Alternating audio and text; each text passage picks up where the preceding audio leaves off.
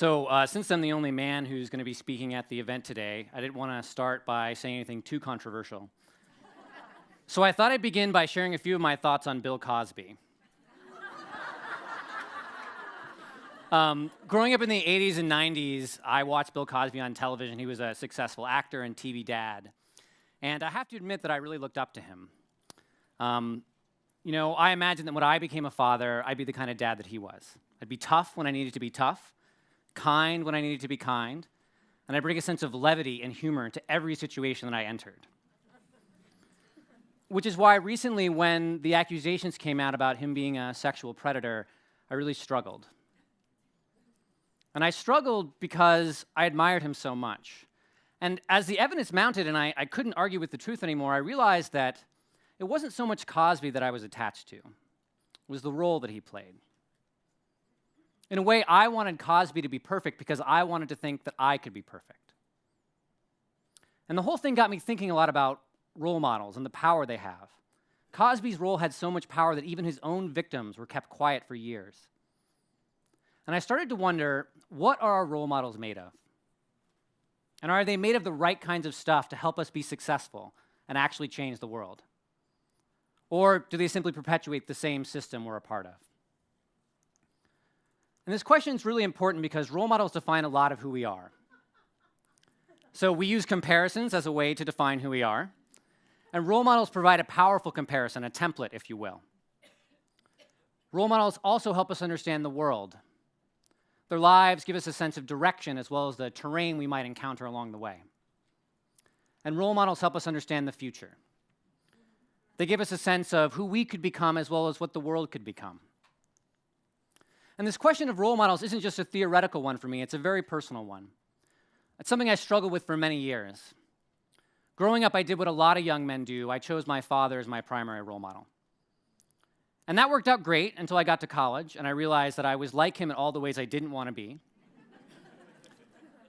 including a cheesy sense of humor and an inability to grow hair. And I was unlike him in all the ways I thought I should be.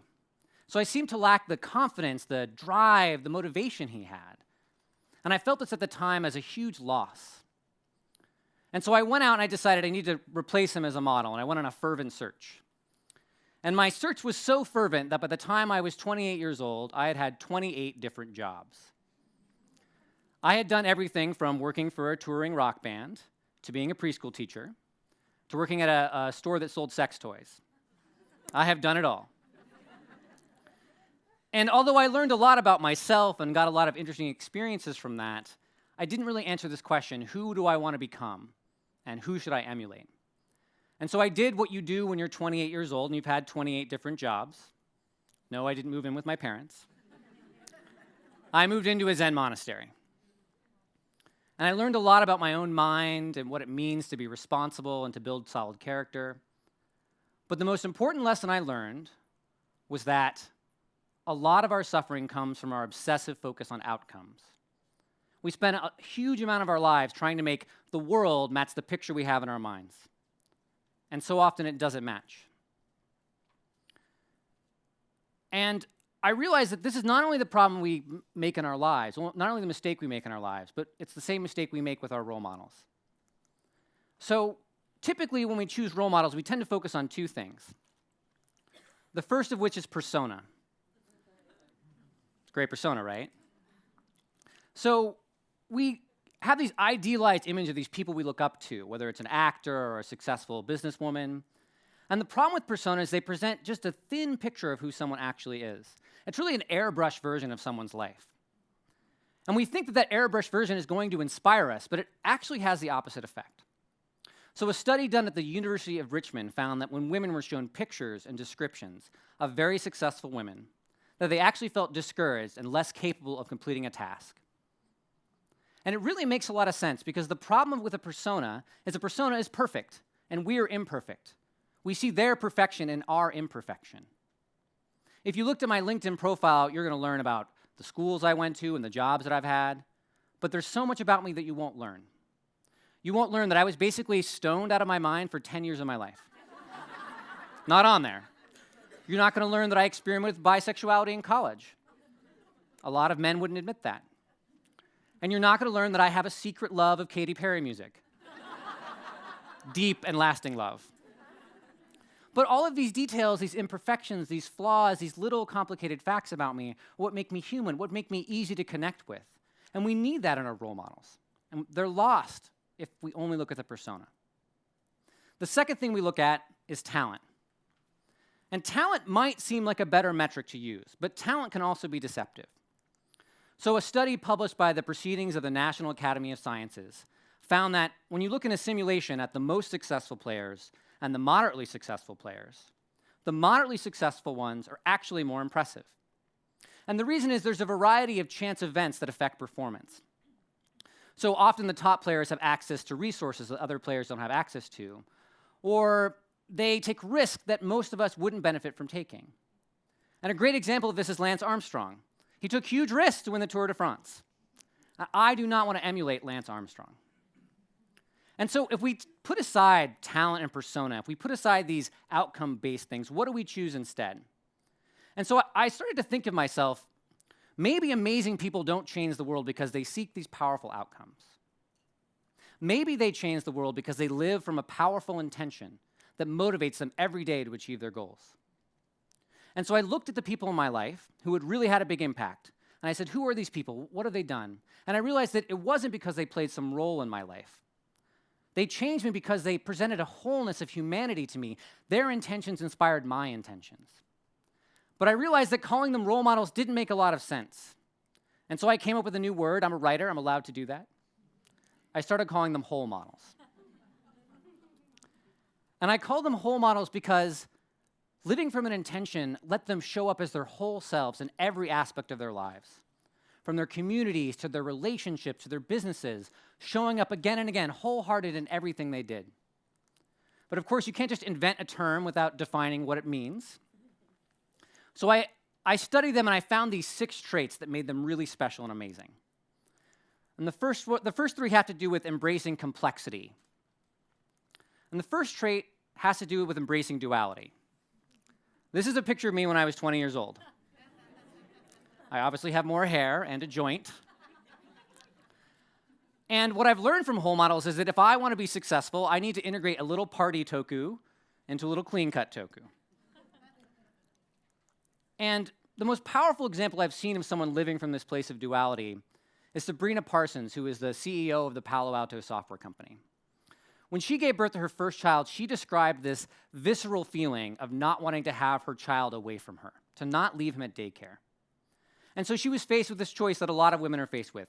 Do I play the role of the perfect mother or the role of the perfect CEO?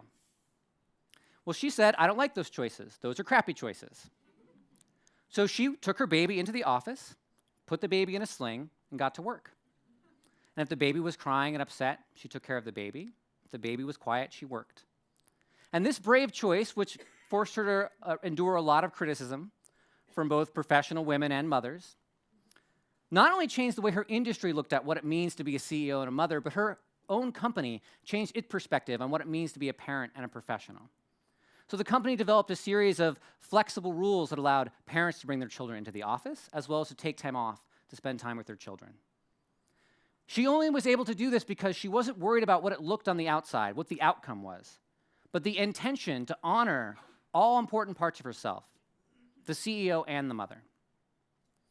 The second thing that whole models do amazingly well is they embrace their shadow. Meg Warden, who's a coach and speaker I know in Portland, Oregon, spent time when she was younger in prison.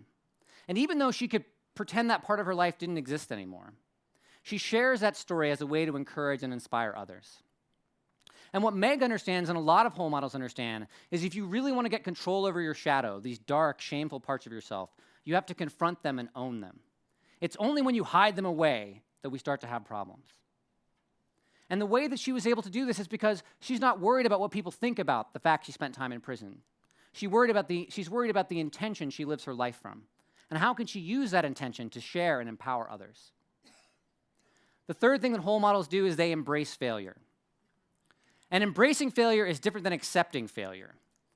We hear a lot about accepting failure on the pathway to success, especially from very successful people. But embracing failure especially when you're talking about an intention, means that sometimes failure might happen, but it doesn't define who you are. So Lowell Hope, who's the man who introduced me to meditation about 8 years ago, told me one time that he'd had dozens of conversations about meditation practice with people at parties and events. And most of those conversations didn't turn into anything. But he kept having them because he knew sharing the practice of meditation was meaningful and important. What Lowell understands is that the meaning of your life is not defined by success and failure. It's defined by how you show up, the intention to bring to every situation. If Malala's assassins had been effective, would we call her a failure? It's because she shows up, whether she lives or dies, for women that makes her such a powerful model. On top of embracing complexity and struggle, whole models are driven by these powerful forces. And the first one is service. A friend of mine, Corbett Barr, who created the website Fizzle and Think Traffic, could make a lot more money working for a marketing firm or a startup company. But instead, he's dedicated his time to building a community of entrepreneurs dedicated to service. And what he understands in the profit sector is what people in the nonprofit sector have understood for a long time. If you want to truly impact the world, you have to serve powerfully. And he's able to serve powerfully because he keeps track of his outcomes, but he's not ruled by his outcomes. He's ruled by his intention to help people create businesses that change lives. And that is a truly powerful intention. Next, whole models embrace passion. And what's amazing about intention is intention fuels an unbelievable amount of passion. Another friend and client of mine, Leo Babauta, who writes the blog Zen Habits, has achieved every possible outcome you could want to achieve with a blog. He has over 1 million readers. He's been listed on Time Magazine's top 25 blogs. And yet he shows up every day to write a post and to improve his habit formation techniques. And the way he's able to sustain such amazing passion is he's not worried about the number of his users. He's worried about the intention he has to help people change their lives. And last, but definitely not least, whole models are driven by authenticity. Nothing's more authentic than a dog. So authenticity may be the most important trait of a whole model. And the reason is that when you focus on outcomes, you sometimes have to compromise authenticity. But when you live from a powerful intention, authenticity is something that comes naturally from everything you do. And as I was trying to think of the best example I could use for an authentic person in my life, I realized something else I love about looking through the lens of intention.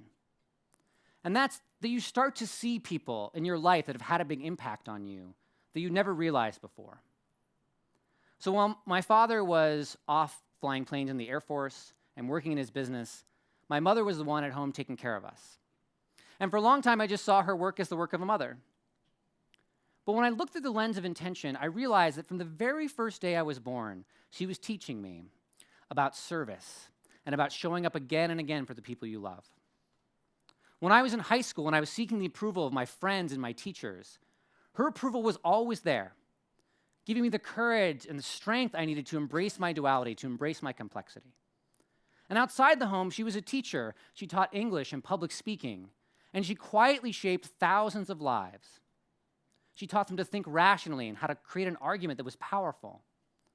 But she never had a lot of fame or money, so when I looked for role models, I go, oh, I can't choose my mother. She doesn't have the things I want. But when I looked through intentions, I realized that my mother, throughout my entire life, had been shaping me. And I realized that the kind of success I want to have is not the kind of success that my father has, and it's wonderful success. I want to be successful in the way that my mother's successful, in the way that I connect with people and help them and nurture them. And if I can't help but think, if I can change the perspective of my mother so drastically by looking through this lens of intention, what would change for our lives and our societies and our communities if we look through the lens of intention instead of the lens of outcome? And that's why I want to ask you to do 2 things today. And the first is to find a whole model. It's a picture of my mother on the far right. She's a beautiful woman. Just like me, the whole model you might find may not be in a place you expect. Find someone whose intentions inspire you, who the why that they live their life from inspires you deeply. Support them, emulate them, follow their example. You know, I hear all the time we don't have enough female role models. And I agree we need more women in CEO positions and women in government. But I meet amazing women every day who inspire me with their courage and their tenacity and their strength. Why can't we follow their example now? Why can't we look to them now? And that's why I need you to do the second thing, which is to be a role model. You know, amazing people don't change the world because they seek powerful outcomes. Amazing people change the world because they live from powerful intentions.